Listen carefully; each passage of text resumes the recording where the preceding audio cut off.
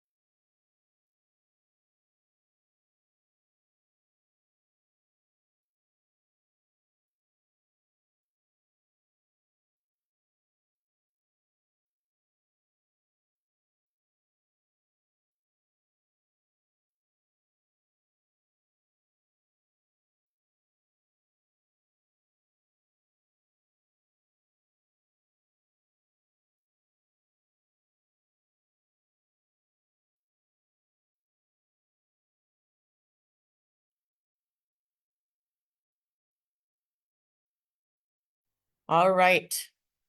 Well, welcome everybody to the September 2024 CAG meeting. I hope everyone's doing pretty well. I'm going to hand it over to Desiree and her team in a second. But I just wanted to remind everyone that after Desiree and her team presents, we're going to have a short presentation from the Deputy Commissioner for Coastal Resilience, Lorian Farrell. So without further ado, I will pass it over to Desiree. Thanks, Paula. Okay, let me share my screen. You can see it? Okay. Okay, wonderful. Great. Thank you. All right. So, good evening, everyone. Welcome to meeting number 50. Woo! We were very excited for our 50th anniversary meeting, so we just changed the cover a little bit since we can't celebrate together. So um so we're very excited, and again, I'm Desiree Gazzo from HNC Bolero, the PMCM, who is working with DDC on constructing the Eastside Coastal Resiliency Project. We are joined here tonight by colleagues from, again, both HNC Bolero and DDC, as well as other city agencies and subconsultants. And we have a update for you on the project, which will also include the hiring update this month as well. So we'll be focused on mostly the construction. We have the environmental AQM updates, again, and some other updates as well, hiring, compliance, etc. And then at the end, you'll hear from the DEP Bureau of Coastal Resilience, as Paul mentioned. So first, with Work With Us, I'm going to hand this over to Stephen Anderson from Buoy Studios to go over the next couple of slides. Stephen. Hello, can you hear me? Yes. Awesome. Thank you, Desiree, for the intro. Good afternoon, all. My name is Stephen Anderson. I am with the Buoy Studio team. We are a member of the PMCM project team and responsible for the monitoring of the local hiring of the MWB utilization of the companies. Actually, Stephen, I'm sorry to interrupt, but your volume is actually quite low. If there's any way you could adjust it, that would help. Okay. It's now all the way up. Maybe is it on your end? Maybe Okay, you could just Is this better? If I speak at this level? yeah, it's better. Thanks. Is it still low or It's a bit low, but it's better than it was before. And I am all the way up, but okay. thanks. All right. So as I was saying, we are responsible for the monitoring and local hiring, monitoring of the local hiring on the project, as well as monitoring the MWBE utilization and any Sandy hiring as well for this ESCA project. Um, the We're gonna jump into first, as you see on the screen. Um, we have a couple of upcoming events. The first of which is the DDC Manhattan Construction and Career Training Resource Fair. This is a series of events that's been hosted by DDC, started in Brooklyn. They went to Queens, the Bronx, and now in Manhattan. And this will happen on Wednesday, December 4th. Please share the information with all in your area.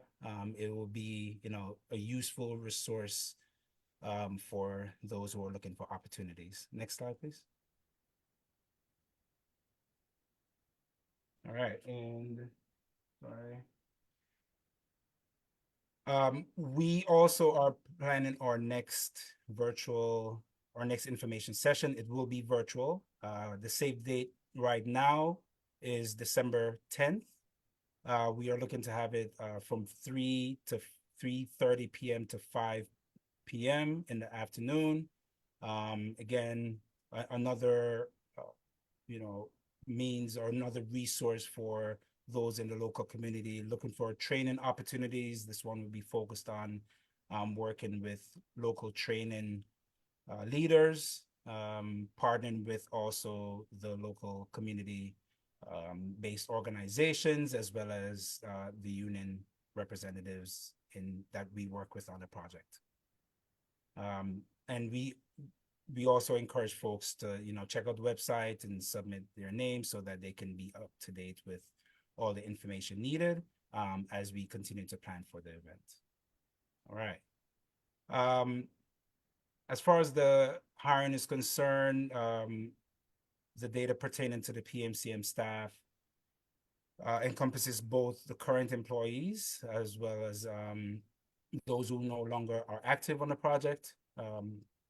This could be due to termination or other reasons. Currently, we can verify 230 staff members for both PA1 and PA2. The contract, as you know, was selected based on the proposed teams. And so those, the PMCM team are coming in with qualified existing staff. And so, the further breakdown is noted on the right, includes 40% of the staff which are working through MWBE subcontractors, and approximately 28% or so are minorities, with the male to female ratio at 74% and 25% respectively. Next slide, please. On the GC side, the general contractor side, the total members on staff is now at 2,227, with over 1,500 working on the PA1 project, close to 700 on the PA2 project.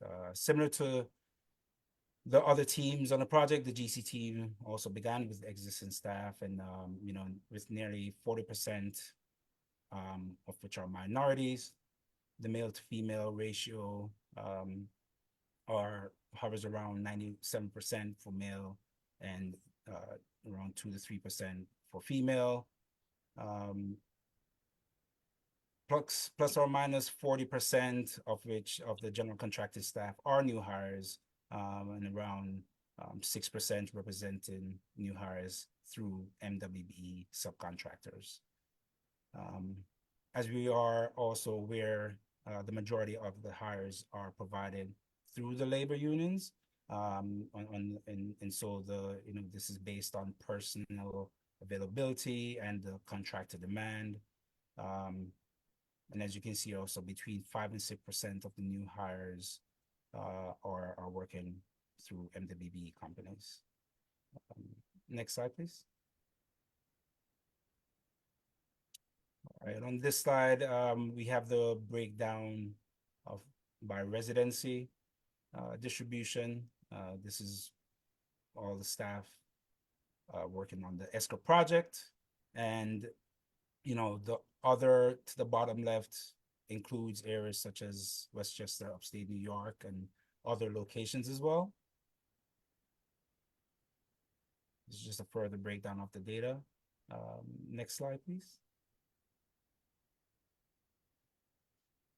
And regarding the current progress towards MWB goals, utilization goals, on the PMCM team, for the PA1 portion of the project, the goal is at 29%. We are at 61% towards that goal.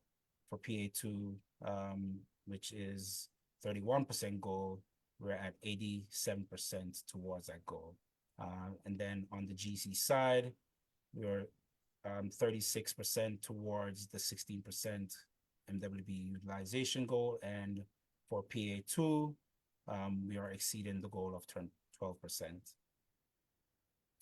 And then we have the Section 3 hires that we're tracking as reported to us.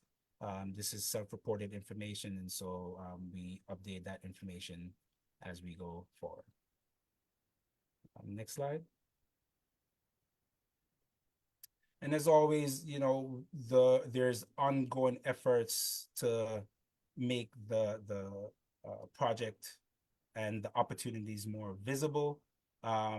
We are continuing to work with the labor unions and DDC to develop strategies on the hiring and also training opportunities. We are also working with the local city partners as well to ensure that there is support that can be provided to those who are interested in working a project. They may not have the credentials at the moment. However, it's not too late. There are opportunities that could potentially be available further down the line for those who are interested and take advantage of the resources through our events and what we provide, information we provide along the way. And here's a further breakdown of our goals, which is a slide that we've seen before. This information is also located on the Work With Us page with more details as to the goals as well. That is all for me, and I am available. Are there any questions?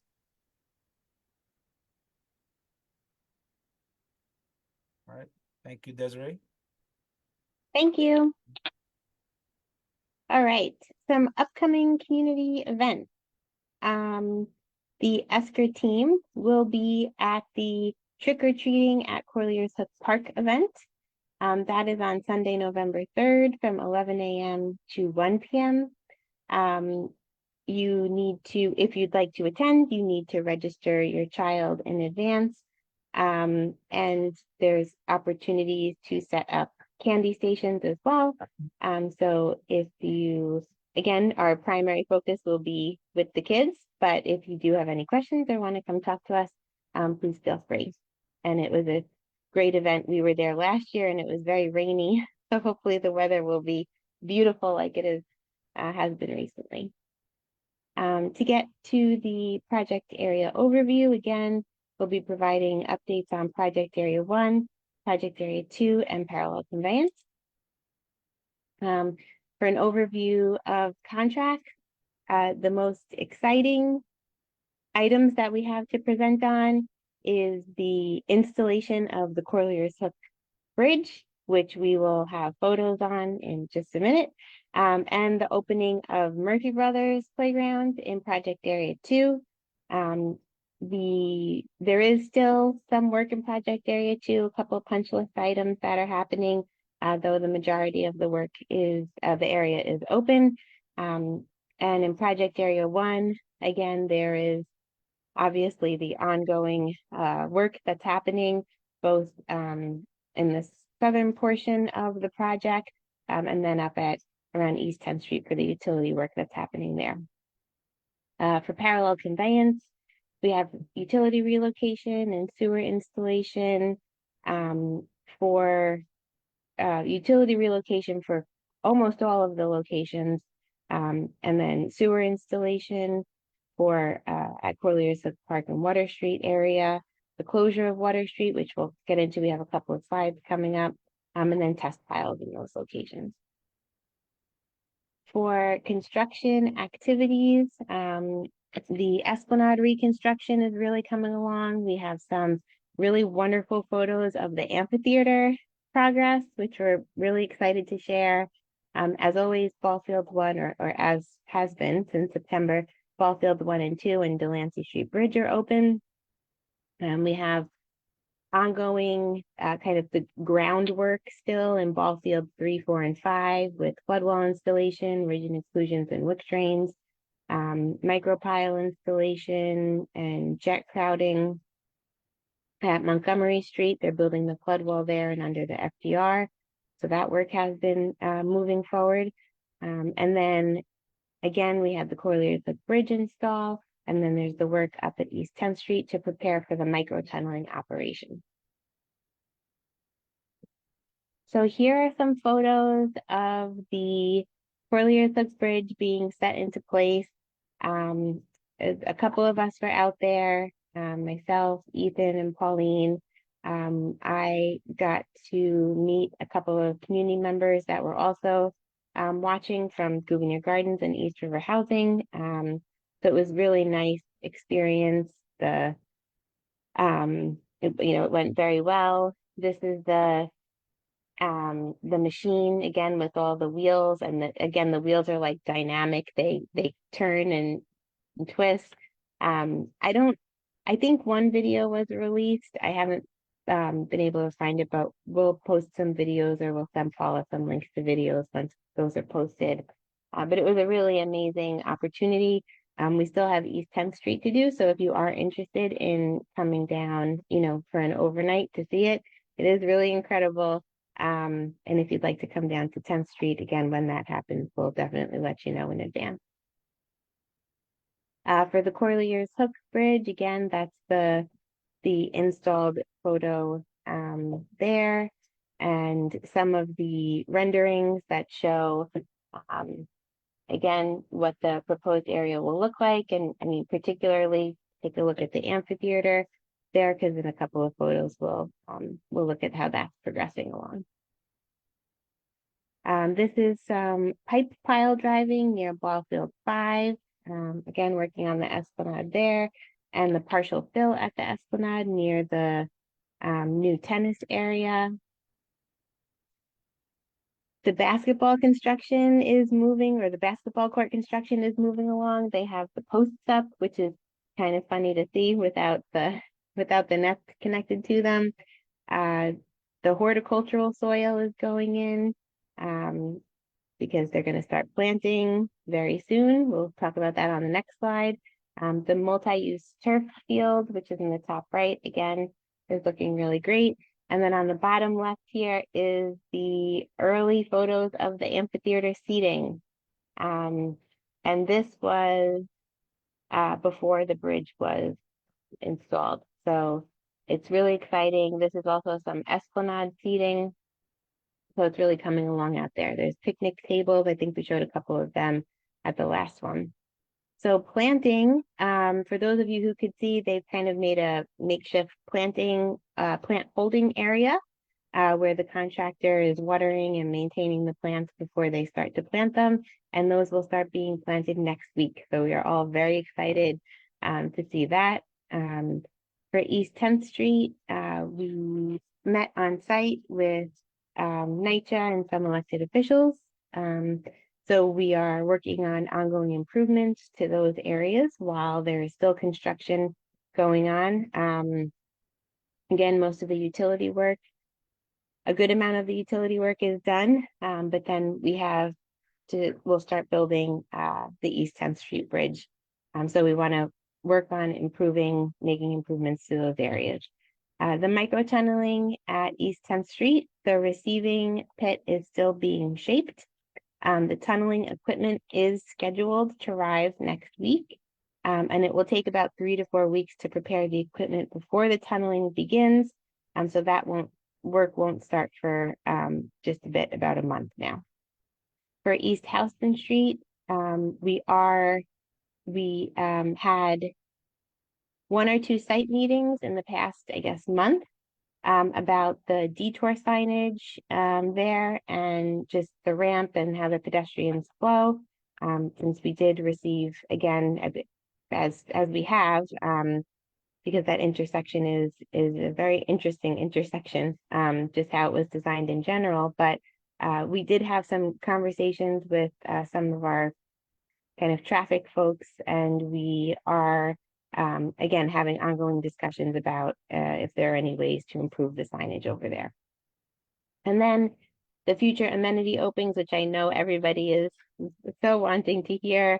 We don't have updates on those just yet. Again, it will happen in, we are anticipating that next wave of openings below the Williamsburg Bridge to happen before spring of next year. But we don't have a complete timetable and schedule. So we are working on getting that. I know that's something that everybody is looking forward to. I'm going to turn over the what we've heard parks slide to Luke. Hey, thanks, Desiree. Just Luke Alicea, I'm the Parks representative. I also just wanted to let everyone know I'm the new District 3 manager, replacing Jamil Phillips. So I'll still be focused on Esker, but I also look forward to helping everybody with broader issues in the community for parks in general beyond Esker. So all that being said, we heard a lot of the community's concern about the lack of shade, specifically in the dugout areas. We put up kind of a shade netting as an experiment. I did want to solicit feedback from everyone on this call or people in the community. This isn't meant to be like the permanent thing that we are going to use forever, but we wanted to do something to take some action in response to this. If it goes well, we can install a similar thing on other dugouts. Potentially, we could also use that netting in other areas where the traditional shade sails aren't feasible because they're very heavy when there's rain and stuff with a traditional shade sail, which makes it very expensive to install the column that needs to support it. So please let me know if you guys think that this is kind of an acceptable answer to providing shade in these areas, and then we can look at expanding it for next summer. And I'll just also add that if there's ever kind of frustrations or we feel like the project isn't exactly what the community wants, it's not done when the construction's done. So there's room after the park is handed over for us to continue to improve things and make it more tailored to what everybody wants. The other item, just last meeting, we discussed the Delancey Street Bridge and if there would or wouldn't be bike use. And we talked, and I'll get to you in a second, Michael. We talked a little about if there would be bike usage on there. And I just wanted to clarify that because we realized after the fact that it might have been confusing or I might have misspoken. So until the bike lane is attached to the Delancey Street Bridge, there won't be any bike use permitted on that. Once the broader bike lane setup exists going from East River Park along the southern perimeter of Manhattan, then it will be a shared use path. And I think there is some concern with people speeding and deconflicting the pedestrian access while bikes are going. So we're going to look into how we can minimize the safety concerns, but long-term, it will be a shared use path. That's all I have. Michael, you have a question? Paula, do you want me to go now or wait till the end? It's up to you, Luke. Yeah, send it. I just have a question about something that's come up numerous times, and that is permitting. And I know we've discussed it many times, and I feel like it keeps coming up because there's confusion around it. So, is the priority for these fields neighborhood youth leagues or neighborhood leagues in general, or is there no priority for these fields? So For the permit. priority for all parks fields is going to be youth nonprofit and then nonprofit in general. And then in terms of versus the for-profit, and then there's this other question about the local versus non-local. For that, we don't have a built-in priority for local leagues. But that being said, if there's a concern, so for example, like the Lions, to my understanding, we're ensuring that they have time on the fields. If there's a specific concern, then I think that just requires letting me know what the problem is, and then we will deconflict with our permitting division. So just kind of putting that all together, we do not have a systematic way of prioritizing local leagues, and I'll just add the justification for that is that if there's communities that don't have the same amount of fields, we want to ensure that they also have access to playable space. So, for example, when all of these fields were under construction, we want to ensure that Lower East Side and East Village community, members are able to play in Riverside Park. We wouldn't prioritize the Upper West Side Little Leagues for Upper West Side play. But if there's an issue, please let me know. All right, yeah, I mean, I unfortunately do not have all of the information, but I guess a couple of weeks ago, there was a lacrosse game going on those fields, and there was also an event going on at Jackson Park. And somebody that I spoke to at Jackson Park had sort of was bemoaning the fact that their local Little League got no permits for these fields. Yet there was a lacrosse game going on for some outside organization. So, but again, I don't know what the organization is that they tried to get permits for, but if I see that person again, I'll ask and let you know. Yeah, please let me know the specifics. I think I'm not going to say that it's impossible that like parks didn't mess it up or something like that, but one thing that I've seen in other instances is they might not be as familiar with like the timeline for when they need to sign up and things of that nature. So if a deprioritized league was on top of the filing for the permits, that could be a cause. Like, you can't just call and say next week I'd like to play. It requires more, but I'd love to find out the specifics so that we can ensure it doesn't happen again. Yeah, if I see them again, I'll get some more information and let you know. And Desiree, can I ask you one question about the bridge install? I'm just curious about the timing of, obviously I know that the FDR was closed overnight because there was a lot more that had to happen after the bridge was moved into place.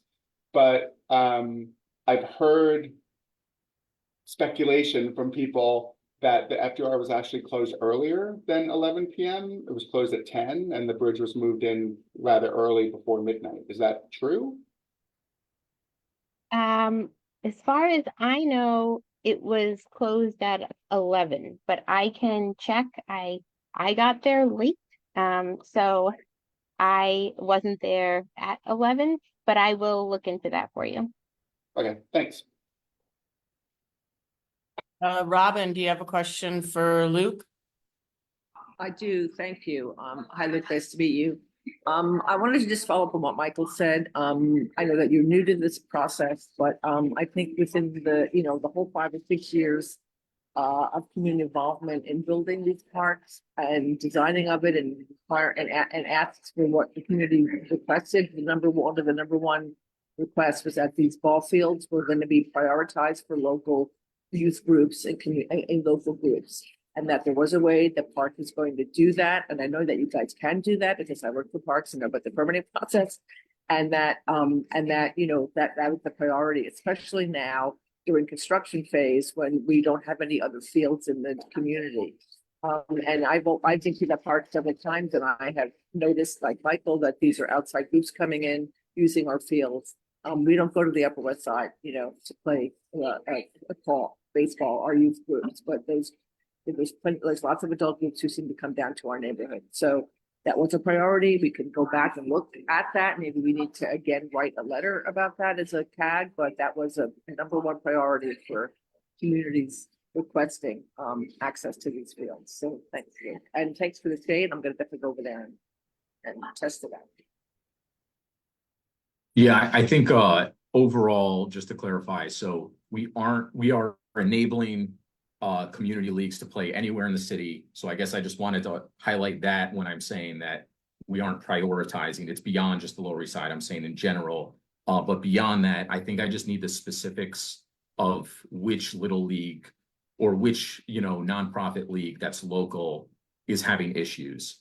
Because right now I haven't heard any like this specific league was deprioritized, and I'm confident as soon as we get that league, we can solve the problem. But it's 100% the intention to ensure that anybody who lives in the area has access to these. I Okay. guess what I want to add is that I think what has to happen, maybe it's not happening, it needs to be community outreach to let the community groups know that these fields are now available and that they should be contacted by Parks and not have Parks wait for us to call you with an issue for one of them, but to say, okay, baseball community groups, and I think we have that list and we can share it with you.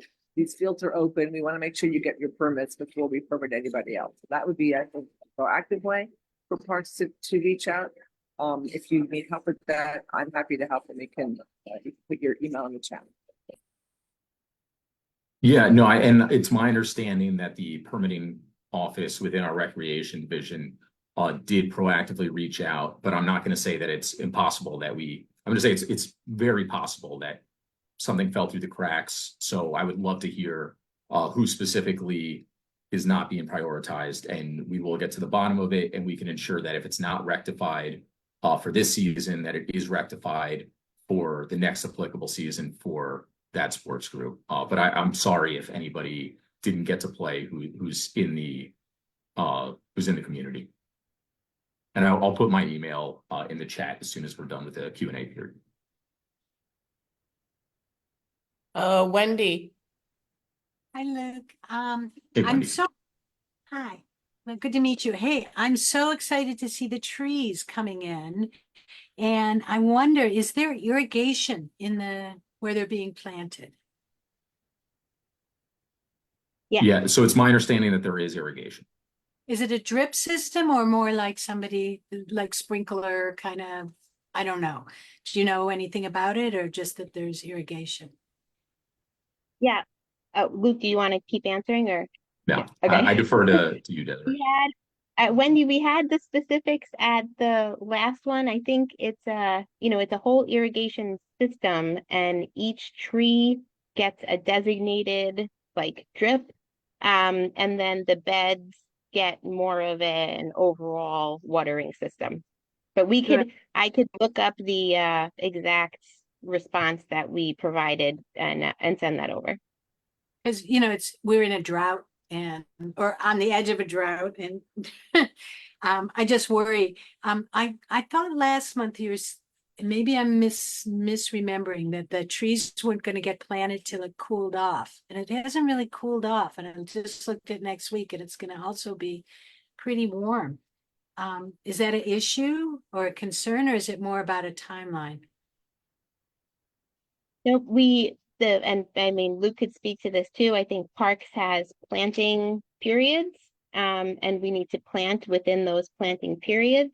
And that's what we coordinate with Parks on. I think there is, potentially some wiggle room depending on what the temperatures are like, but I believe we're still in the planting periods. And again, we've been blessed with this wonderful weather. So, now's a good time to get the plants in. And again, they're scheduled for next week. Yeah. If we go up to Sty Cove and bring a temperature gun like I did, you see that the cool places are being created by sunflowers and goldenrod and the plants, the fast growing grasses, native grasses that are there.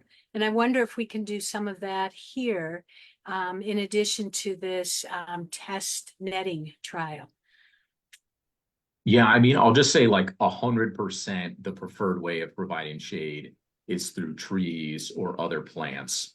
But I just wanted to do something to address A, the immediate until the trees come in. But B, like for one of these fields, we obviously can't put a tree right there. But I think we can, let's see exactly how the horticultural plan lays out. But we will work with everyone to make modifications to whatever is planted to ensure that, it makes sense years down the road. Well, yeah, we'll work with you. I mean, we're going to rely on the community, I think, in a lot of ways, especially Lessig, to take care of a lot of these plant beds. So we will 100% look to everyone on this call and everyone in the community to figure out what we're planting long term. And also short term, that's my point, is that some of these fast growing grasses could be providing shade the first season, whereas the trees, it's going to be a while. I mean, all of us know the trees right by the river were planted after Sandy, and there's not a lot of shade there. There's room for like a chair under them. So, or, a couple people to sit. So that's why I'm thinking, don't just think long term, also think, immediate next summer heat issues. Thank you.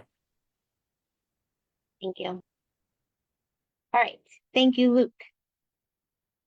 So there was a question at the last CAG for us to provide a slide that looks at the shared use path and bike lane around the Delancey Street Bridge area. So here we have the kind of dedicated asphalt bike lane is in this purpley color. And then around the Delancey Street Bridge, it does merge with the kind of, I guess, pedestrian walkway to be a shared use path. So alongside the pedestrian surface, there is also then an asphalt bike lane, which is in blue. However, this is termed a shared use path because they are, again, sharing a common space, and then the asphalt bike lane then does break off again, and it varies throughout the length of the park. So this will be in here, and you could take a look at it also when we post it to the website. So for construction progress, very quickly on PA2. Again, we were really happy to open Murphy Brothers Playground. Here are some photos of Murphy Brothers Playground that opened again earlier this month, and it is missing the plants as well. So we will look to the planting to happen again in early November. The play equipment down there is really great. It's quite fun. These are some of the photos I took when I was there visiting. There were people using the basketball, the ball fields, the playground, the swings. It was really nice to see everybody using it. And we took a walk of Side Cove Park, and it was, again, as Wendy said, there's sunflowers there. There were 1 million birds in Side Cove Park, with all the trees and the plant material there, and quite a bit of people using that, and then Astor Levy Playground as well. So it was really nice to go up there and see everyone using the park. At the ribbon cutting, there was a floodgate demonstration, so we got to see the floodgate in operation. For project area 2, for the environmental reporting updates, these are the locations of the air monitoring stations. They have not changed. This is for September, so this is just right before Murphy Brothers opened. So there were, again, just kind of a blip on the 12th, basically, due to construction activities. But otherwise, with the stop of construction, there hasn't been there hasn't been very many alerts to begin with, but they've dropped even more significantly since the end of construction. For parallel conveyance, quickly, we did go over kind of what locations Again, we're having the utility relocation, which we're most. To get a little bit more into detail, we have the work that's happening on Water Street. There is, so in addition to the closure of the street, there is an ongoing temporary closure of the sidewalk on the south side of Water Street. So that's shown in here in this where it says sidewalk closure. And due to that, the contractor has opened up a walkway in the middle of the closure, and these are the photos here, so that folks can get across the street since this full sidewalk is closed. So the Water Street work and the sidewalk work is on track to reopen mid-November. And again, so once that sidewalk work is complete, then Water Street will open as well. After that opening, then the contractor will move to the work on Gouverneur Slip East right here. So again, we are on track to open mid-November. These are some of the photos of the Con Ed manhole and duct installation near Collier's Hook Park. So again, some utility relocation there before we start the work. And then gas main installation on Columbia Street, test pile on Delancey Street, steam main installation at East 18th Street, and a transformer vault removal at Water Street. So we are doing all types of utility relocation and improvements. And this really just shows that, you know, everything that the contractor and the folks that are working out there are doing, again, to move the utilities and to upgrade them before we do the final work. So that is the presentation that we have for you today. So if we can take questions before DEP begins, then that would be great. I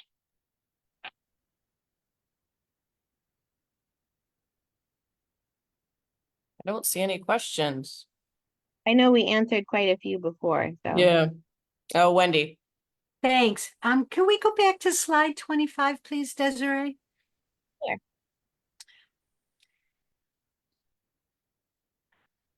25, yeah, here you go. Thanks. How wide is this path? Do you know? We can, well, we're taking a look. I think, I want to say, I don't remember. My guess is probably, because it goes both ways, so maybe. I'm not sure. We're trying to pull it up so that way we could let you know. I think it's about, I don't know about the blue part, but I think in the purple part that it's 12 feet, and that's it for two-way bike lanes. That's like kind of the minimum space. And then there's a walking path next to it, right? On the purple part. On the purple part is dedicated bike lane, and then the blue part is the shared use path. I have to say, I'm a little concerned about that, as there's so many new riders in the park, for one. Even if they aren't, even if regular bicycling, it's tricky in the park because people are running around, there's dogs, strollers, all sorts of stuff. So I just want to say, I'm a little worried about this. I know, I've said it before that the bike path, which is dedicated up at Sty Cove, is 16 feet wide, just for comparison. And I know people go through there and it's kind of a corridor, but we used to have a world-class greenway in this park. Is there any plan to add bike lanes on the west side of the bridge? I mean, of the FDR, sorry. Not that I'm aware of and not part of this program. Okay. And are Yeah. bicycles going to be allowed elsewhere in the park, or only where that blue line and purple line are? Maybe Luke can talk a little bit more, but I think these are designated areas for bikes. They will have, bike paint, it'll be a designated bike way. I think now bikes use all of the areas of the park. but these are designated bikeways. And Luke, but maybe you could talk a little bit more to how parks handle bikes on non-designated Yeah. paths. Yeah, the rule would be that, you know, they have to dismount if they want to go to, like, let's say the Esplanade or something like that. Enforcement is a whole other beast, but that is what our policy would be. Because from what I understand, we're from BMCR, there's no more space for bikes under the covered area. They're going to be in the street with the cars. And here we're not allowed also to go near the water. And that's a real loss for people. So I just want to put that out there, that I think that it's something we all talked about long ago, that to me, it's really a diminishing of means of transportation and recreation for many people. So that's all I want to say about it. But I'm very sad that there's 3 parking lots in the new park and less room for bicycles.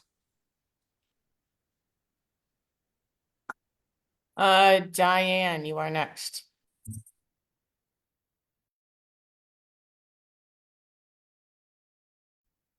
You're on mute, Diane. Yeah, it didn't unclick. Okay.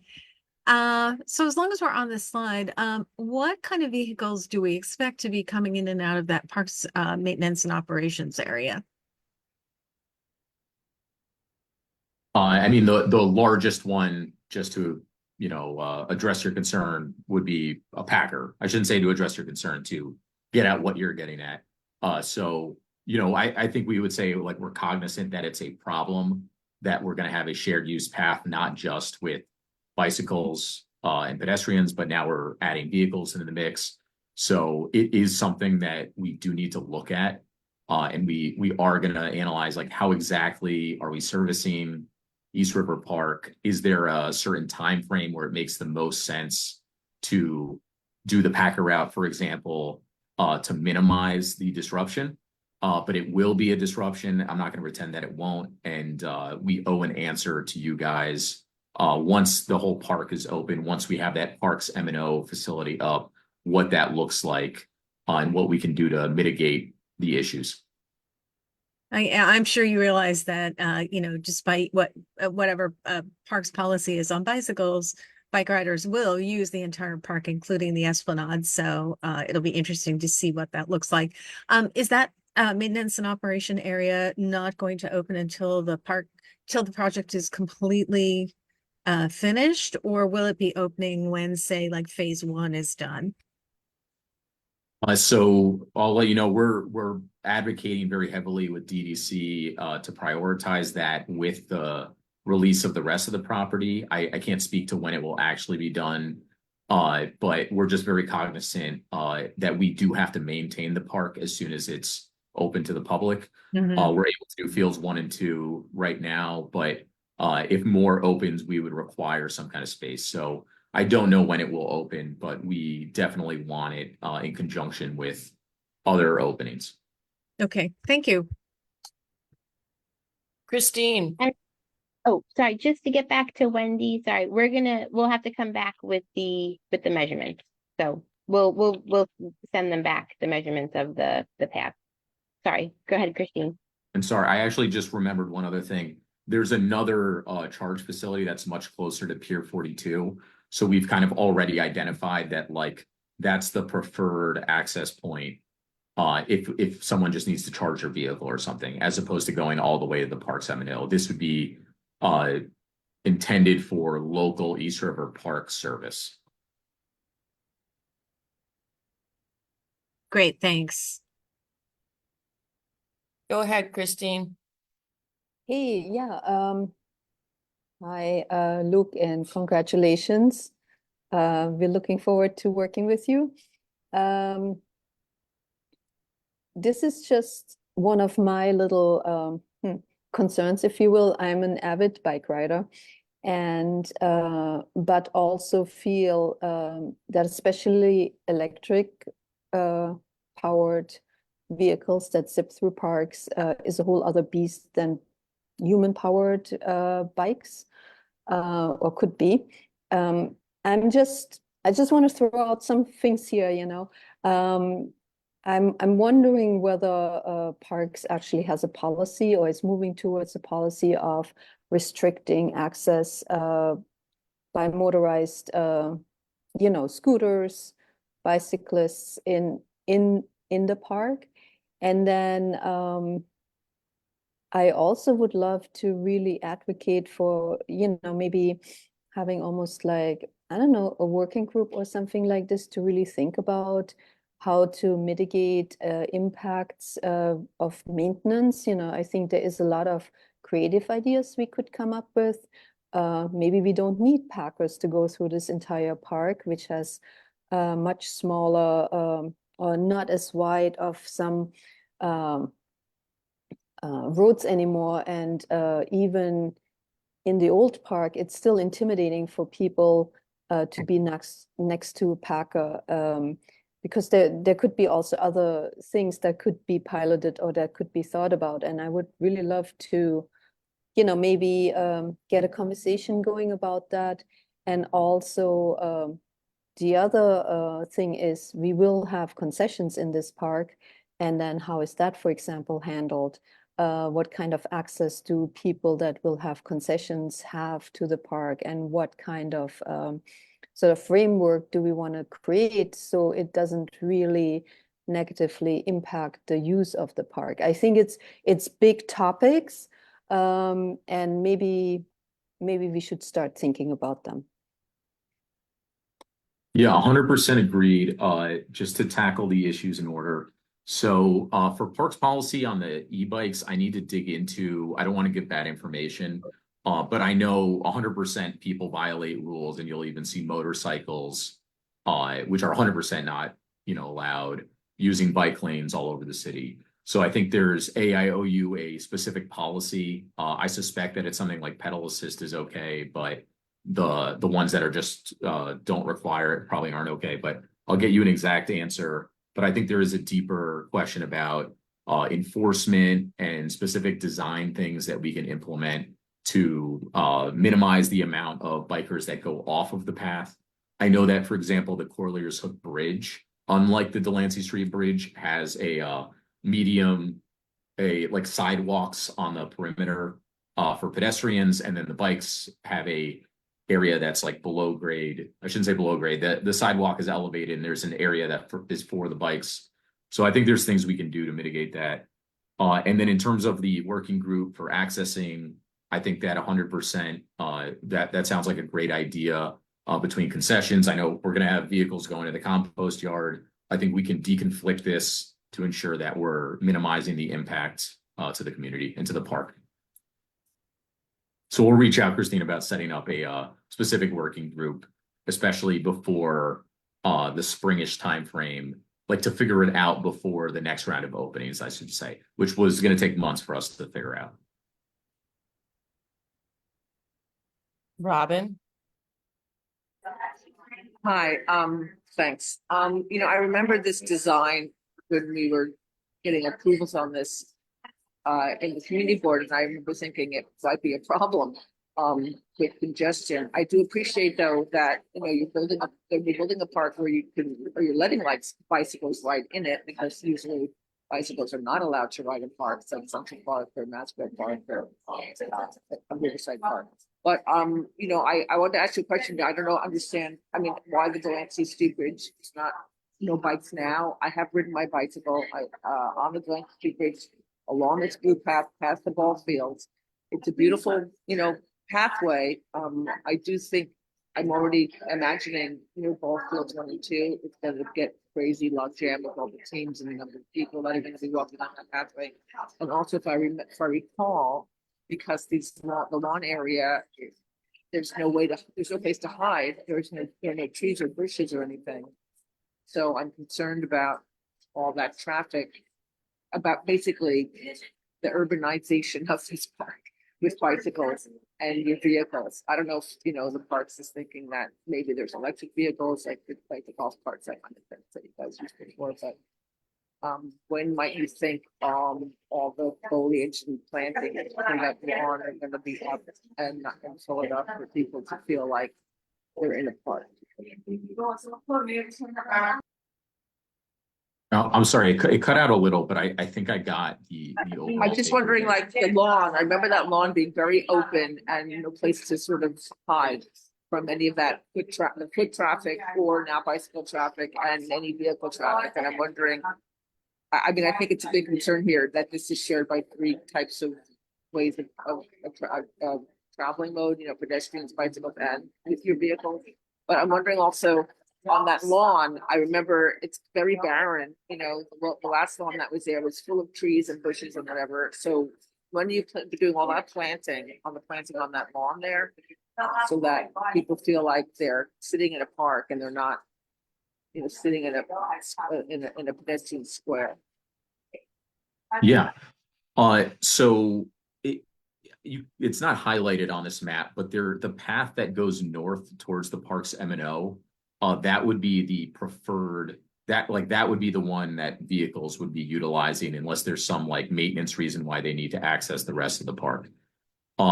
I think that right now, like the shared use path was pushed through, the community board and things of that nature. So I wouldn't feel comfortable saying like we're going to look at not having bikes on there, but I would say that nothing is set in stone forever. And if it is a problem long term to have the Delancey Street Bridge as a shared use, then I think we should explore that, but like through the community board, because I know there's other people who they advocated for that to be a shared path. But I definitely see your concern with that. And then regarding the lawn area specifically, kind of the same deal. If it's barren, if it feels barren, if it feels there's not enough plantings, we're 100% gonna, push to have additional trees, plants, etc. That makes sense. So this is not the condition that it's going to be in forever. This is going to be how it's turned over, and then we're going to talk to you guys and work on what's the next step. Okay, thanks. No, you had mentioned earlier, I understand that the Delancey Bridge is an access point. It will be shared, but you mentioned earlier that it's not, right now, you're not gonna let bicycles on. I don't understand that. Oh, yes, I think, well, I get, this is another one that's open to the community. If there's a strong desire to have bikes on the Delancey Street Bridge just going to ball fields 1 and 2, we would reevaluate our stance. But right now, we're just very concerned about the safety side of it until it's kind of tied into the rest of the bike lane framework. But maybe this is the wrong stance. So if there's a strong outpouring from the community, we can reevaluate that. All right, Wendy. Just wondering about emergency access and which bridges are going to be, could have rescue vehicle, because people do jump off that bridge. Which one would they be using? Corlier's Hook is the one that vehicles would cross if needed. Delancey Street is not coded for vehicles beyond gators, that is. Thank you.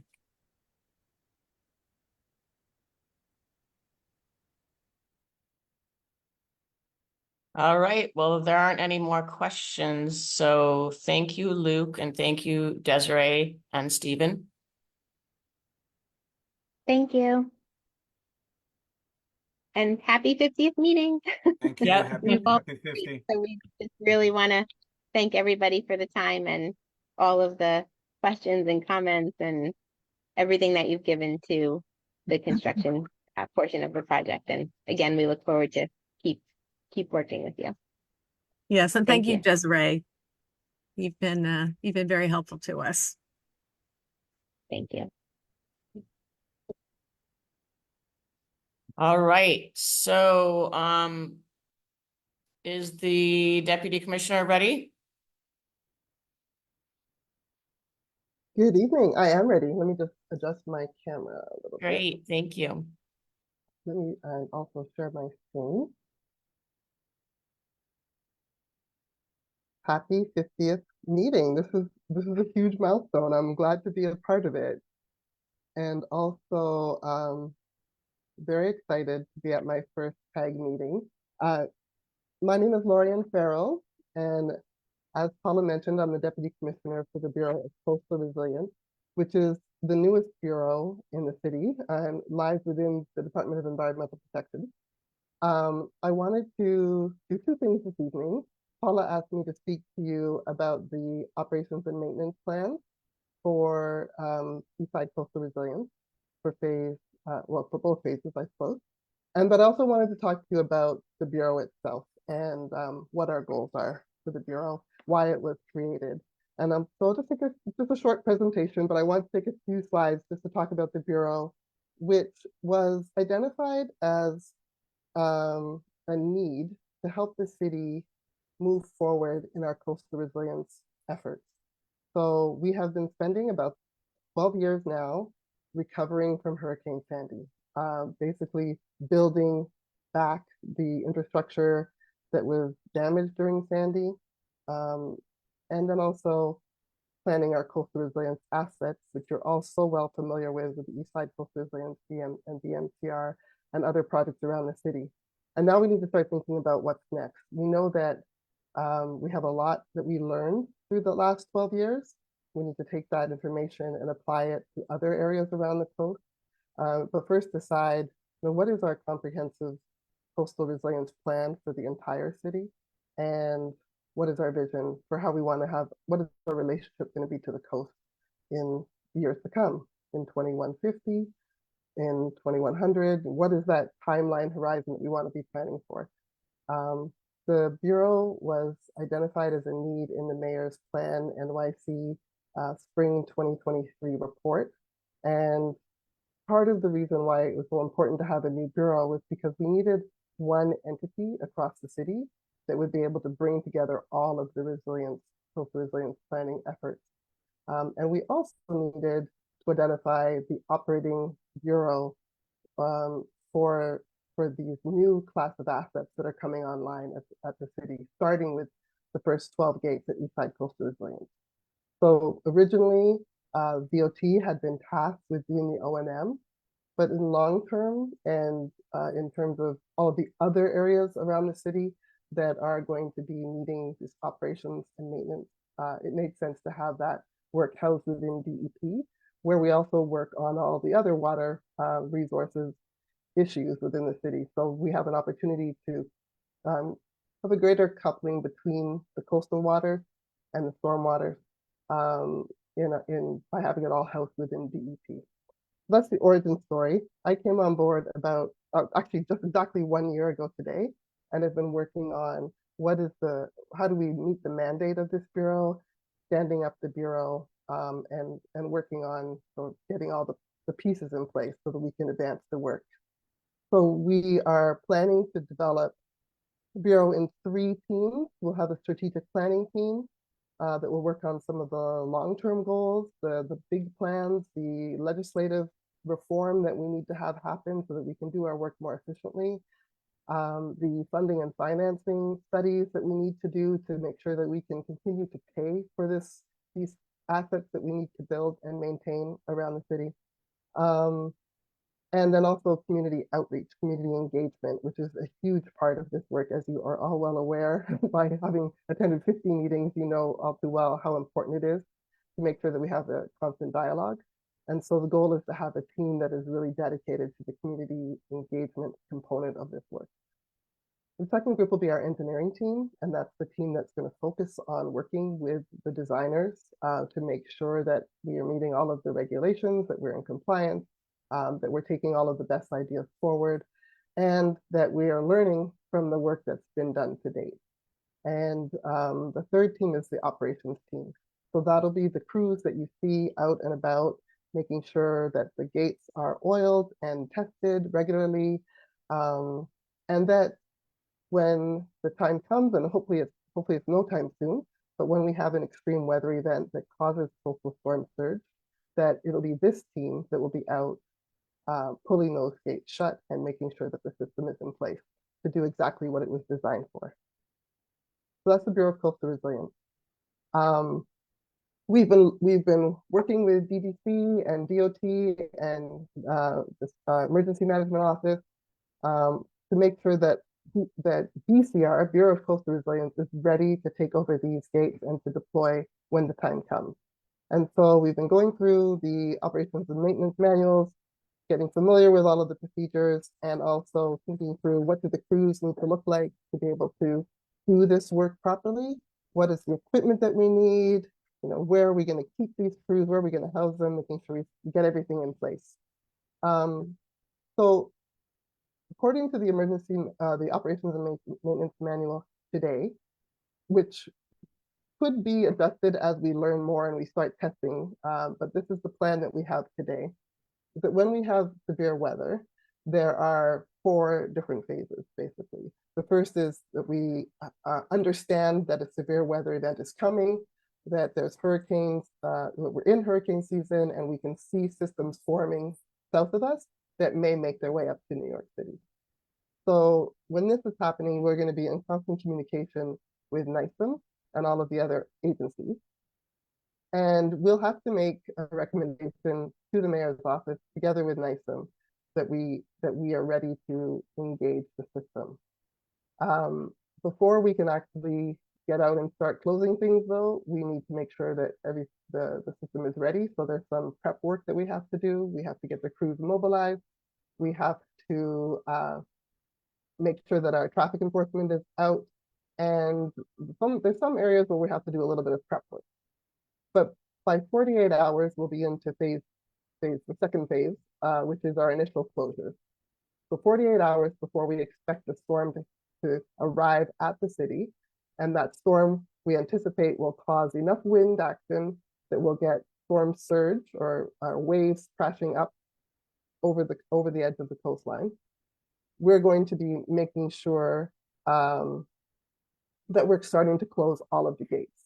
And those will be the gates that don't require road closures. So everything that's a little bit more passive, we're going to start closing as soon as we can. And we'll keep the FDR drive open to allow for emergency vehicles and for evacuations to happen. The next phase will be at 24 hours out from the storm, when we start closing down the entire system, and that includes making sure that we have the crossings on the FDR service road closed to vehicular traffic. And that's going to happen from Battery Park to East 34th Street. The final piece of the work will be happening around about 8 hours before the storm arrives.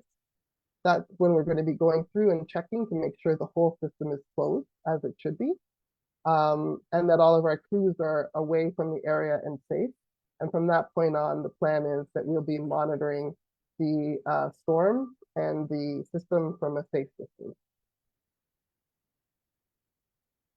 Then we also want to talk a little bit about the notification system. So the notifications will be coming out through NISM, and I'm sure we're very well informed about Notify NYC, which is the main alert program for how the city sends out their emergency messages.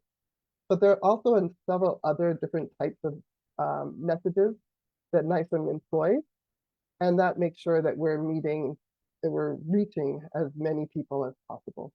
So there are partnerships with community boards and grassroots organizations, community associations, with elected officials, with community groups and volunteers as well. The goal being that we have a mechanism to reach people where they are individually and for all of their different needs. That includes people with disabilities and different functional needs. So NISM employs that advanced warning system to make sure we're meeting people with special needs, and a CoreNet program. There's also different channels that will be sending out messages across social media platforms, through the media itself, and through our federal and state partners. And these will be done in multiple languages. And then finally, we have the wireless emergency alert system, which can give push notifications to every cell phone within a designated geographic area when we have a life-threatening event. So during an event like Tropical Storm Sandy, we would be employing all of these mechanisms to make sure that people are notified. Finally, I wanted to talk about our routine maintenance activities, which are the activities that you're going to be seeing the most of. Hopefully, the special deployment, we won't have to be talking about that for many, many years to come. Although we are ready, we'll be ready as soon as the system is constructed and handed over to the city, we'll be ready. However, the routine maintenance, according to the O&M manual, Operations and Maintenance Manual, we are required to do routine maintenance on the coastal asset 4 times a year. So that means that 4 times a year, you're going to see the crews out in the area exercising the floodgates, making sure that they open and close as expected, that they're oiled, that we're checking the seals and the gaskets and making replacements if it's necessary, and documenting everything that we do. It's really important that we are able to also demonstrate that we've kept our assets in a state of good repair. In case there are any damages from a storm in the future, we know that we can get reimbursed for the majority of those damages from FEMA, but we have to show that we kept our assets in a state of good repair. In addition to that, we'll be having an annual, larger, more detailed inspection that will happen before each hurricane season to make doubly sure that we're ready to operate if the time comes. And then finally, once every 5 years, we'll do an engineering inspection and assessment, which will be, I think, akin to when you have to do a property assessment of your roof or something a bit more intense to make sure that we are getting also ready for our long-term capital planning. If we get into a position where we might need replacements or think about future needs, we'll be identifying anything that's necessary during this 5-year frequency period. One thing I want to say about the routine maintenance is that I recognize that it's a disruption and it's not something that the community has been used to. This will be a new activity. And so it'll be really great to work with the CAG to talk about our plans for how we're going to do these activities and hear from you how best to do it so it's the least disruptive as possible. I'm hoping that in the future, this will become just like a fire drill where if you're in a building and you hear the alarms go off, it's annoying, but you understand what it's for and it's temporary, and you support the activity because it's what we need to do to keep safe. We're learning as we go now, so the first few times that we do this, we'll have to take a lot of notes and get feedback and improve. But that is the goal, that it's a seamless exercise, but we all know that we're there in and out to make the system work properly. And one of the goals too is to make sure that when we do it for the first couple of years at least, that we have a really strong street team, I'm calling them, out there during the maintenance activities, so that there's somebody on hand to answer questions and talk about what we're doing and why we're doing it. So if you're out for your morning jog and you see that the pathway is there's a detour, you'll be able to find out why exactly in real time. And so that's all I wanted to share with you today. Really, I really just wanted to introduce myself, to introduce the new bureau, to let you know that we're here and we're working on these plans and that we're really excited to continue to work with CAG and any other groups that we need to work with to make sure that we do this work correctly. And the goal, of course, is to keep everyone safe. These are new assets that we're really excited about in New York City. People around the world are coming into the city to check them out and to learn from us as well. So we don't take this work lightly.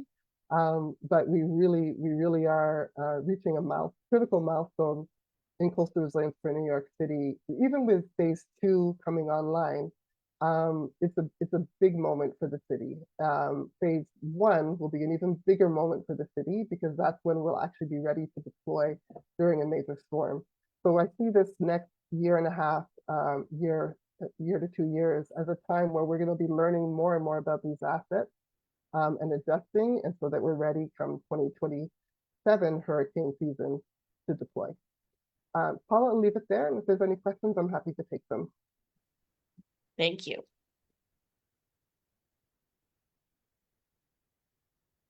Are there any questions? Okay, so Wendy is first. Hi, Diane. thank you for that presentation. Very interesting. My main question is about, is there coordination with NYCHA, which also has deployable gates just adjacent to East River Park?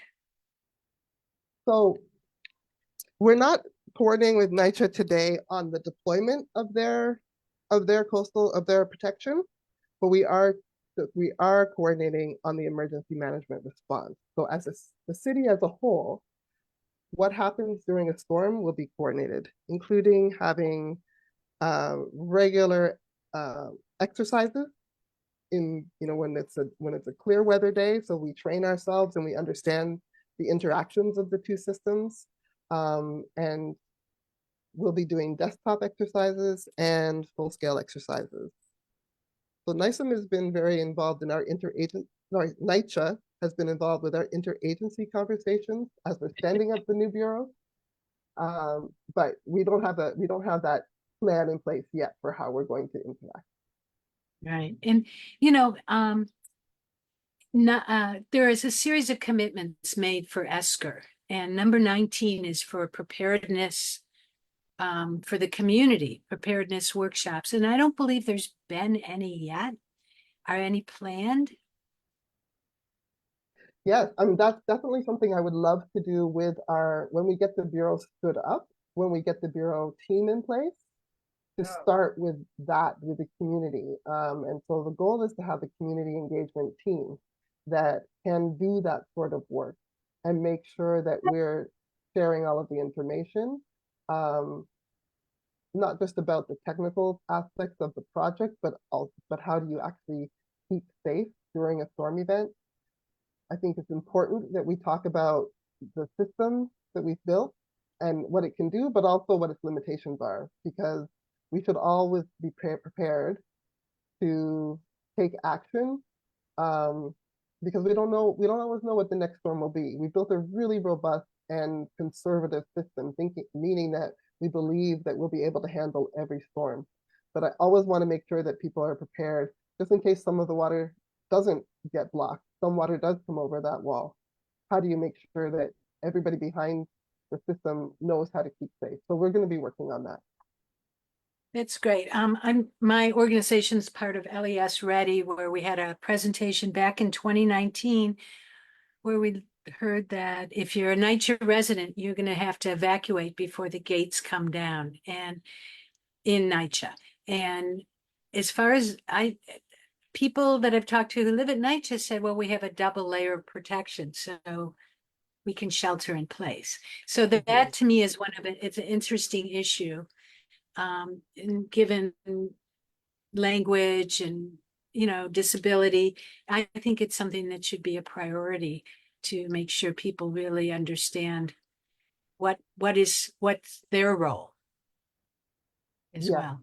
And thank you for that comment, Wendy, because I think the perception is what we feel people should be thinking versus what people are actually thinking could be two different things at times. And so it's really important to hear those comments so that we actually know what we're planning for properly.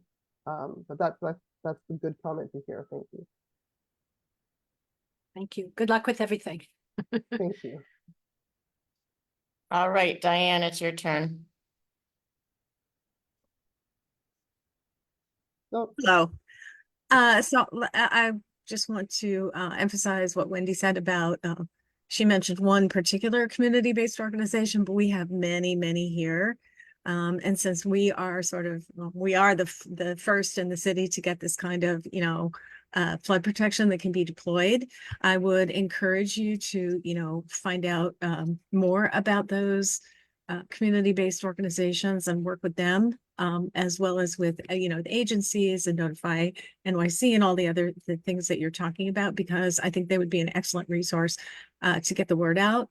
I know it's going to be impossible to reach everyone, but strong partnerships with those CBOs, and some of them are represented here on the CAG, would really help, I think, um, help you get the word out, and also, as you just said, help you understand what people are actually thinking. Mhm. And then on that note, since ESCO was designed and approved, but before it went into construction, we've started to experience these extreme rainfall events. And so we've had local flooding on the streets. We've never had another storm surge like Sandy. But here, when we're making, strong preparations in case that happens again, but at the same time, we're experiencing these extreme rainfall events that were sort of unanticipated. And I think that we hear a lot about the FDR becoming flooded, local streets becoming flooded. And so I would also encourage you to think about the relationship of extreme rainfall to the closures that you may need to make someday, and making sure that people actually can evacuate. Because actually, from what we've heard, say, in the last year or so, I think along in the waterfront community and among those residents, there's actually more concern about the extreme rainfall at the moment than there is about the storm surge. Obviously, if a hurricane was coming, that would change. But there is a lot of concern about that flooding and their ability to evacuate safely if necessary. So I just wanted to put those two ideas out there for you to think about as you plan. Yeah, absolutely. Point taken. When I came on board and started talking to all the different agencies and groups about what I was trying to do, I heard quite a lot. Well, we used to think our problem was Sandy, but now it's Ida or it's Ophelia. Thank you. Sorry, my door's just getting closed for the noise. Sorry if it's noisy.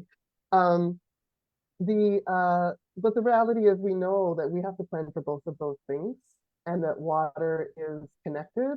These systems are connected, and also people don't really care if it's coming from the sea or from the sky, right? The flooding is flooding. And so a lot of the work that we're doing in the Bureau will help on the preparedness for both of the things. But on the engineering side, we do need to plan these systems together. And that's why it's good that I think Bureau of Coastal Resilience is, our sister bureau is the Bureau of Water and Sewer Operations. And we've been talking a lot lately about the entire drainage plan for Lower Manhattan, and how do these two systems interact. Also, when it comes time for operations of these gates, how do we decide when to open them and when to close them? And that's going to be, we have a procedure for closing for storm surge. Typically, you don't get a huge storm surge along with a huge rainfall at the same time. The probability of that is fairly low, but it's not impossible. And so we need to plan for the worst case scenario, and think now, like you rightly pointed out, back, when this project was first designed, storm rainfall was not the big primary driver. So we do have a parallel conveyance system that deals with rainfall and storm waters, but we didn't really think about the operations in those two systems happening at the same time, those two types of flooding happening at the same time. So we are going to be doing that now, to your point. And we have some more work to do to figure out how that actually changes our decision making, but it's definitely top of mind for all of us. Okay, thank you. It was great to hear from you. Thank you. All right, well, I don't see any other questions, so thank you so much, Lorian. Okay, thank you for the invite, and I'm happy to come back and talk in the future when we've learned a little bit more. Great. Thank you. Bye-bye, everyone. All right, everybody. So let's do our usual 2-minute break before we reconvene for the CAG only portion of the meeting. So see you at 5:28.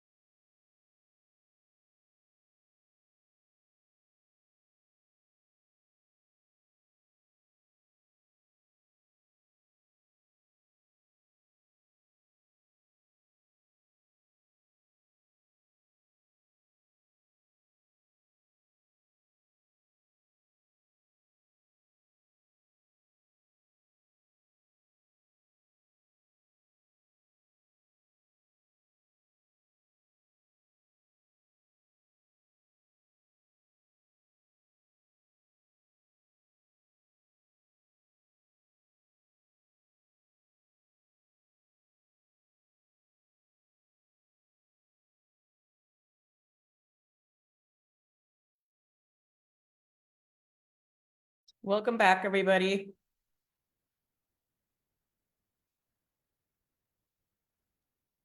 So I don't have any agenda items. I don't know if there's anything that you guys want to discuss. I guess the only thing I want to say right now is I extended the deadline for people to add to the letter that Diane started about a lot of the features of the new park, most of them related to shade.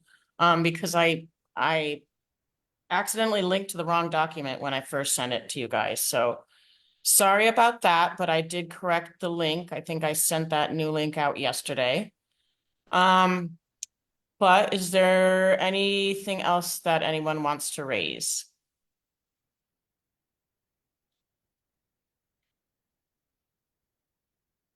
I mean, I guess I can just update, because there was also like a text chain going on that I was getting a little distracted by, with some questions about the Corlears Bridge being, sufficient for emergency vehicles. And I do remember, I don't remember what presentation it was in or what question it was asked from, but I do remember that the Corlears Bridge is basically the bridge, like the only bridge that's rated for large vehicles, which is why it's being installed with this like swing gate thing to stop anybody from driving over it that doesn't have the access to open that swing gate.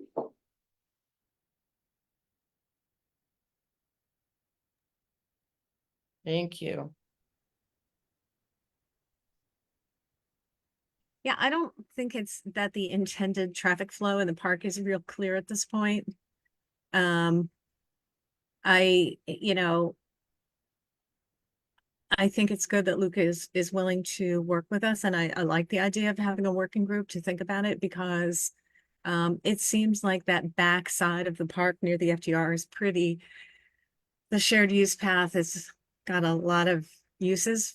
And although I know that it's unlikely that people on bicycles will stay back there, who wouldn't want to come out and ride along the Esplanade, I think there's going to be a lot of different types of traffic. And also, you know, the way that you flow into the park from the bridges, like if people are bringing in picnic supplies or equipment for an event or something like that, there's also going to be that kind of traffic. And I think it's a really great point about the concessions and how the suppliers for the concessions are going to get in and out the way they need to. So I think that we should actually kind of stay on top of that, because it seems like potentially very messy. I think the iPhone with the hand up is Christine, so I'll let her speak before I say what I want to say. Thanks, Michael. It's Robin, sorry. Oh, it's Robin, sorry, okay. I don't have my headphones and my computer died.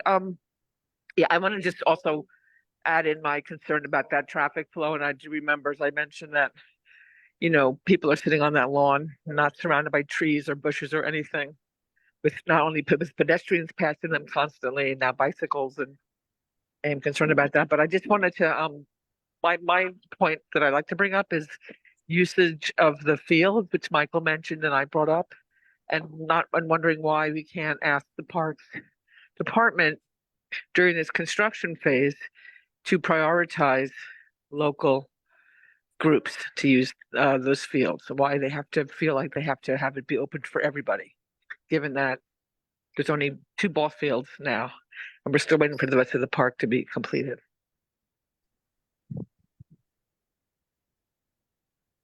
Have we sent a letter about that before? Yeah, I mean, we've asked for it multiple times. And it was a big issue. It was like a main point of like the community was like, we want to make sure local, you know, local organizations use these parks. So, but given that we're in a construction period still, can't we ask them to hold off on permitting anybody outside of, you know, the I community? mean, they permit so far in advance that I think the deed is done at this point. Because I think you can request a permit for, I want to say 3 months in advance, maybe 6 months in advance of when your event is happening. So the Wow. field, I would imagine the field is probably fully permitted by now. I did reach out to the folks from Henry Jackson Playground to see if they knew who the woman was that I was speaking to. And they've already gotten back to me that they're gonna reach out to her. So hopefully I'll have that information and I'll share it with Paula. I mean, I have direct contact to Luke because he's our new park manager, but I'll share it with you, Paula, as well, so that the rest of the CAG knows it as well. I mean, I just want to say they could revoke those permits, you know, if they really wanted to. And when I was in the park a few times, there was some never seen, you know, there was some guys playing soccer who who came from all over the city. So they had like a permit for 6 weeks or something. So anyway, I just concerned that the groups in our community don't know that those fields are open. I wonder, Well, I think, Robin, you also said it during the meeting too. I think they know, I think some of them know, but I think that they're so disenchanted from never getting the fields that they just have given up trying. Okay. and you know, there used to be somebody on the CAG who was working on that issue, right? Who was his name? Does anyone remember? Was it Nicholas?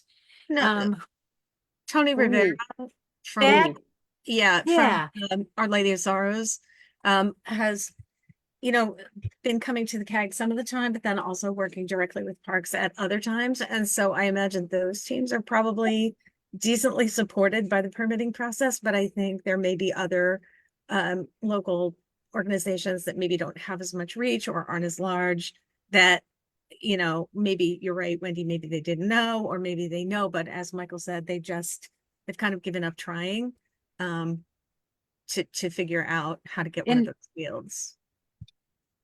Right, but maybe Our Lady of Sorrows has a mailing list of some of those smaller groups and could let people know there's a new process or whatever. It's been a long time and either people have gone somewhere else, but I don't know.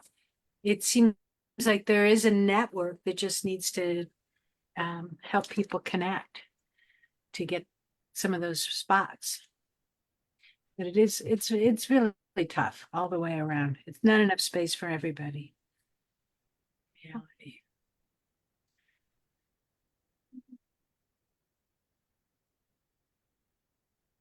Anybody else? Well, maybe we can reach out to Tony and just find out how he feels about it and whether he would be willing to do some outreach. I'm sure they know if you are in a little league, you know other.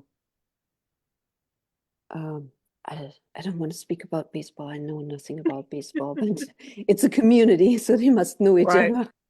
It's Robin again. Just, I mean, outreach is one thing. Obviously, that needs to happen, but the overall sort of what I'm talking about is policy. In other words, during construction, these fields are not open to anyone else except except for people in these zip codes. And then beyond that, I mean, I don't know if we can do that with parks. If we have that power, but that's what I would like to see happen. Yeah, but Robin, let's just assume that no local group wants a certain slot. Would it be okay then for a group outside of the zip codes to get a permit? Well, I think once we've exhausted all the local teams and they've all done their scheduling and then, nothing is left. I tell you, I mean, this happens.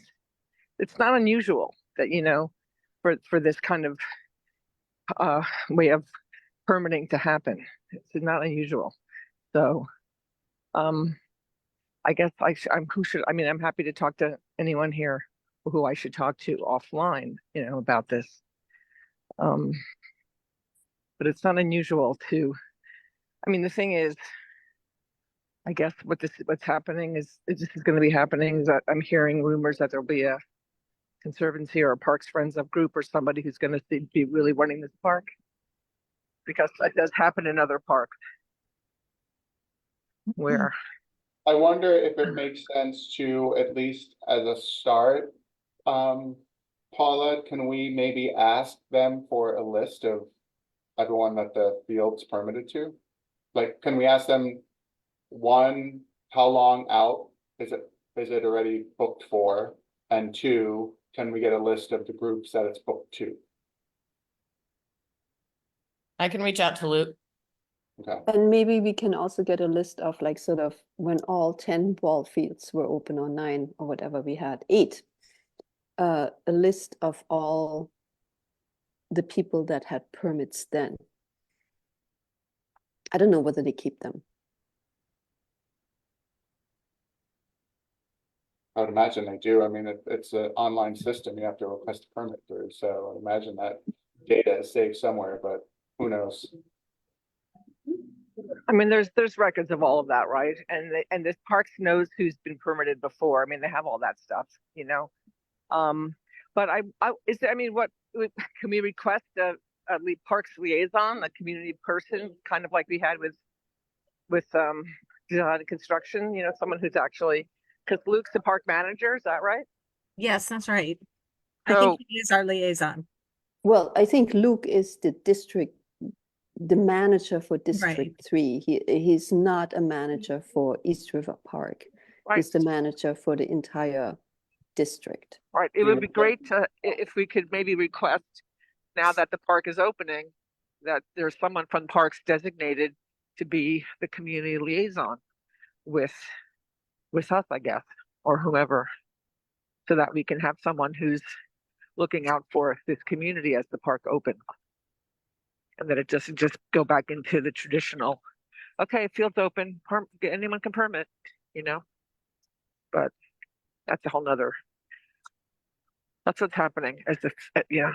How do we make sure that it doesn't just go back onto their system as usual?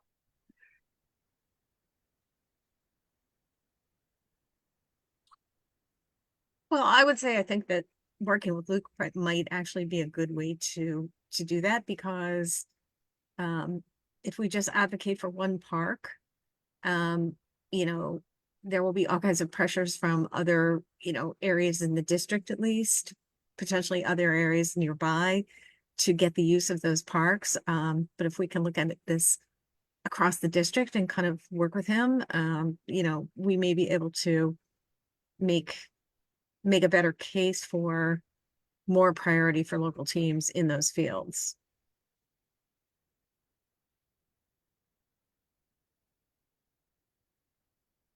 Yeah, I mean, I kind of get the sense, I mean, Luke has been with Parks for a while in a different position. So I think he's sort of, and maybe that's another question, Paula, for you to ask them, is like, what is Luke's role now? Because I think this is kind of the most active he's been in one of our meetings. So like, is he in addition to him being the district manager now for District 3, is he also the liaison to the CAG for the Parks Department? Got it. Didn't they say he's Jamel's replacement as Yeah, so Yeah, Jamil got promoted, facilities manager? Right, but but Jamil never really participated in these meetings, did he? no, but he came to CB3 every month and reported it. Yeah, I'm sure that'll be part of Luke's responsibility. I believe he's also keeping his kind of resiliency role with the CAG. Yeah. Right. Because that was his role prior to his new position as district manager. Oh, sorry.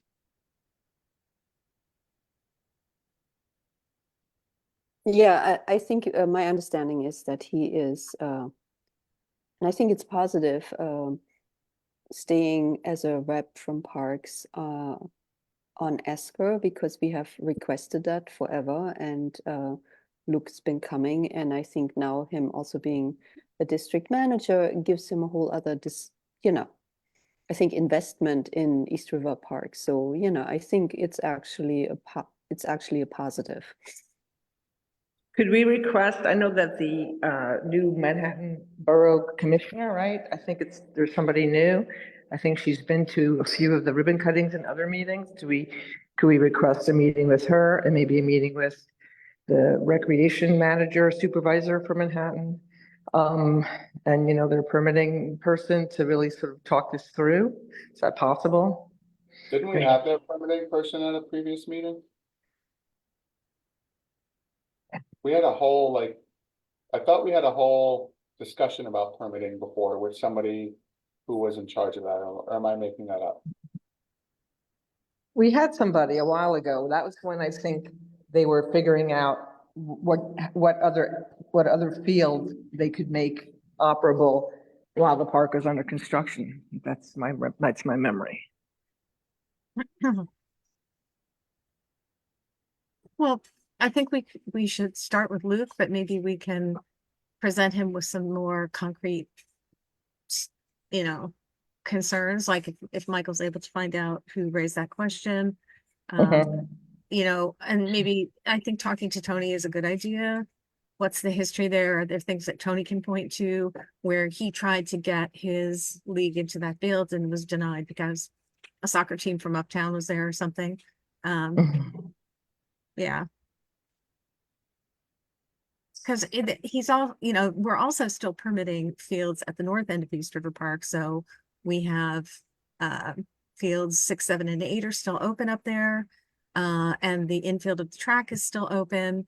And I see that Parks is giving the New York Lions, which is a local football organization, priority on the infield of the track. They're allowing them to practice there. So I think there's probably efforts to make the permitting more equitable that we could help along by providing specifics, if we can figure them out.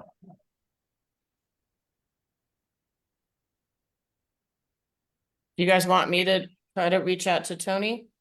Yeah, he would probably respond to, I don't think he really knows the rest of us, so. Wait, we're talking Tony Rivera, right? Yeah, Tony Rivera. Yeah, okay.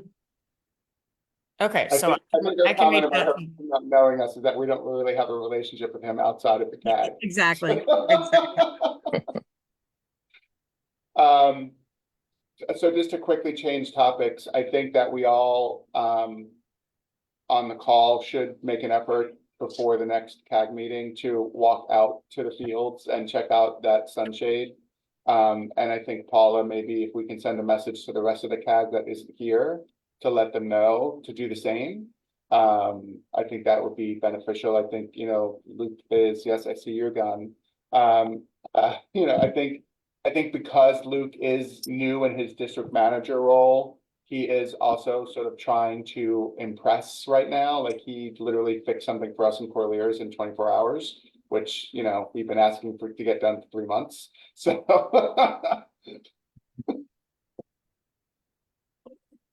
Yeah, now is the moment.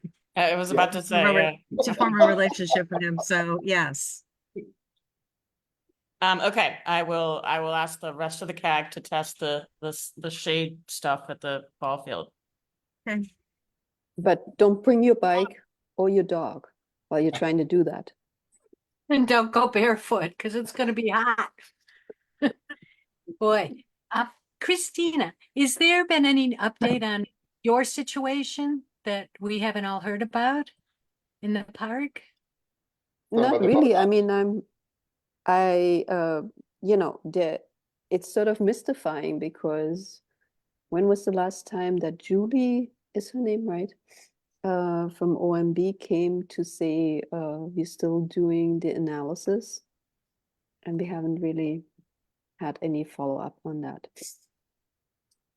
And you know that there's, you announced at your party $5 million from city, is that right? From city council? Yes. Yeah. $5 million doesn't go very far. It's Well, when you're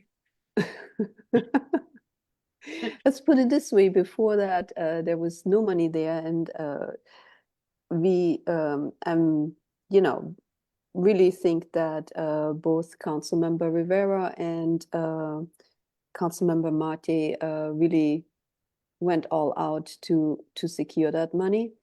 And I was at the ribbon cutting last Thursday, and I talked to Jeff from DDC, and I think they want to start the process again of talking about the design for the compost yard, which obviously now needs to accommodate this building. So yeah, I don't understand why DDC has not moved forward with, you know, what should be, this process of like really making the case for why the building is getting demolished and all of that. It's just, we just don't hear anything about that. So I don't understand that. But yeah, I don't know whether we should ask more questions why this analysis is not coming forthcoming.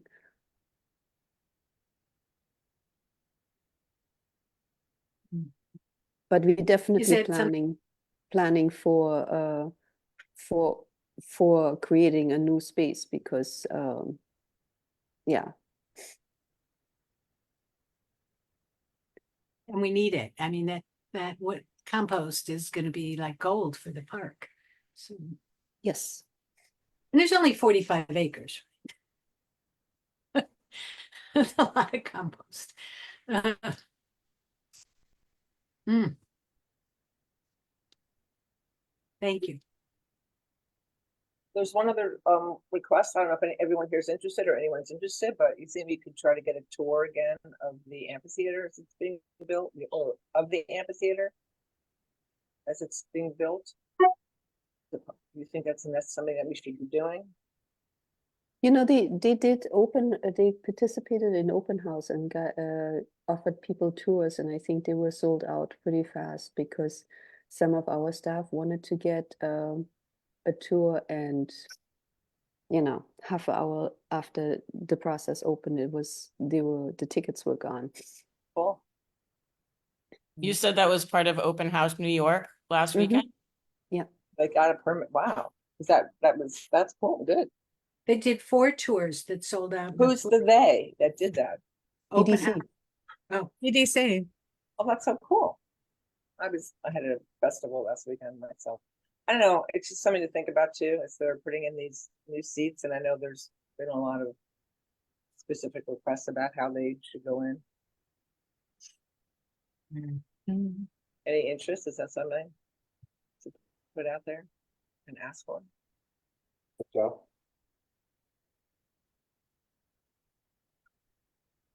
Do you want me to ask? Sure, that'd be great.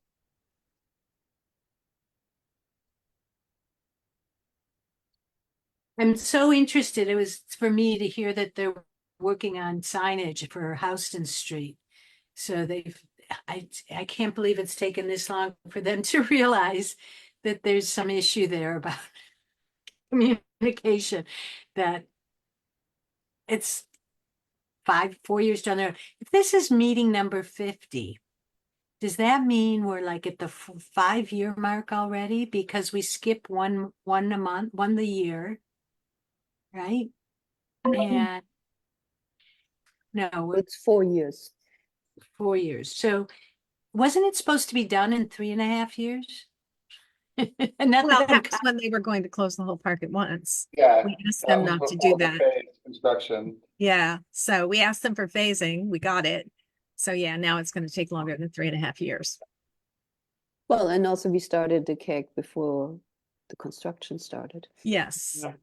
And the construction was delayed because of the pandemic and, Mhm. so. Oh my But the God. other thing, I know we're getting close to our end time, just quickly was that I think, because Desiree reached out to me about the bridge being installed, because she's like, I know the community likes to come watch stuff like this, so. So we, had added it to some of our social media and stuff, so during my conversations with her, I had asked about when it was gonna be opening, because in the past, we were told fall of 2025, but she told me spring. the So- bridge will be open, but not the park, right? Well, I don't know. I mean, I don't know what will be open on the East River side, but the Corlears portion that's closed and the bridge will be opening in the spring of 2025, apparently. But I assume if they're opening the bridge, that they're gonna be opening something on the other side to get to, so otherwise, why open the bridge? It could just be another pathway to the 2 fields that are open, but who knows?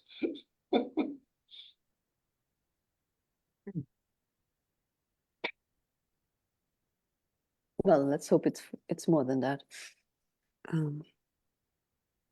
So who wants to be on the working group to discuss traffic flow? Make some recommendations. Yeah, I think it would be really interesting, and I've been, like I put in the chat, very concerned about the one by Pier 42. And then to hear Luke say that they're going to prioritize getting charging there. It's a tiny space for 2 cars right on the, the bike path. And I know your vehicles come through there, right, Christine? Mm-hmm. That's How the many- only way. And how many a day do you think you have? Or I guess you don't know yet. One. What? 1 a day? Yeah. Oh. Okay, because I am worried about that. And the other thing is the park on the west side slopes down to the FDR, right? And like we had earlier drawings that's showing so you're not even going to see the river when you're over there, which is very unfair. I'd like to be in the working group for that. Yeah, I'd be on that group, Paula, interested. Yeah, we're cut off from the river. Speaking about charging stations, I just learned that Pier 35 has public charging stations. Okay. So maybe they could put theirs there too. Well, having charging stations is not a bad thing, because then you can go electric with your fleet, Right. That would make sense for them to be electric. Yeah. They still put power in the amphitheater, from what I understand, so. And the only bad thing with electrics is you can't hear them. So, in the park situation. Yeah, but they don't go very fast in those little green go-karts. So they don't go very fast. I think they use them in Battery Park City. They could probably design them so they make some noise when they're operating. I think when they back up, they definitely still beep, but you can see them coming. There's no question about it. And Unless you're an owl. The electric vehicles make a sound when they're going slow. And they have that kind of spacey sound, so people can hear them. Many of them have that now.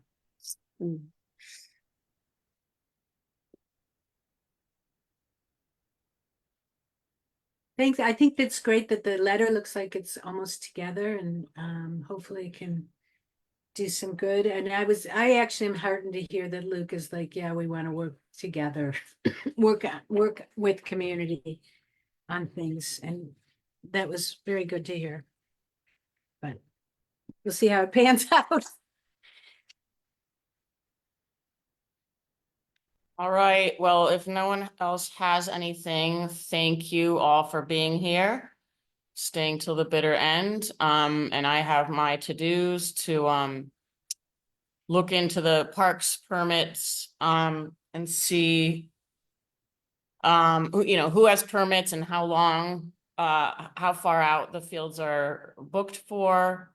Also going to try to see if we can do some retroactive research and see who had permits when all 8 fields were open. Relatedly, I'll reach out to Tony to ask about his experience trying to access fields, and I will ask the rest of the CAG to check out the sunshade and give their opinion on that, and I will request a tour of the amphitheater. Thanks, Paula. Thank you, Paul. Yep, thank you, Thank you. everybody. Thank you. All right. Yep, have a good weekend, everyone. All right. Good Bye-bye. night. Thank you. Bye. Bye. Bye.